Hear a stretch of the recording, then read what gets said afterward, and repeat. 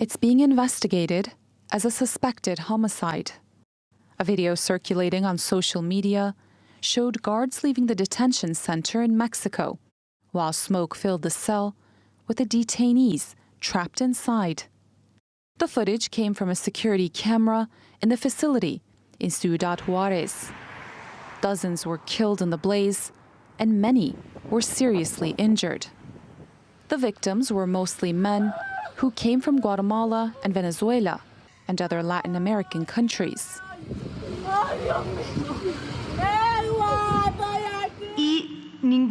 None of the law enforcement officers or private security took any action to open the door for the migrants who were inside with the fire.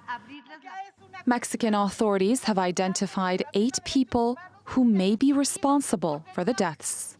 The footage has caused outrage in Mexico, with many expressing shock at what they said was a failure by the uniformed staff.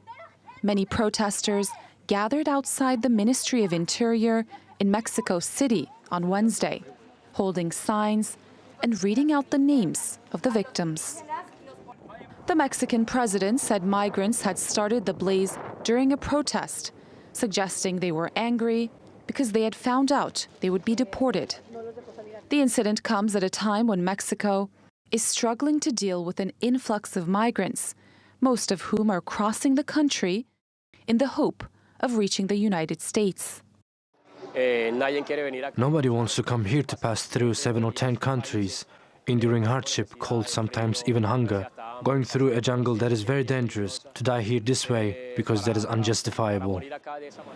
Many migrants have camped out on the US-Mexico border for weeks, awaiting the possible lifting of a COVID-19 restriction that remains in place.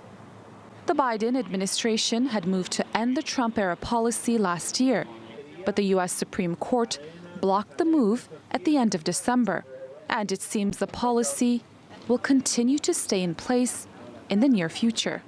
Sumeyye Ceylan, TRT World.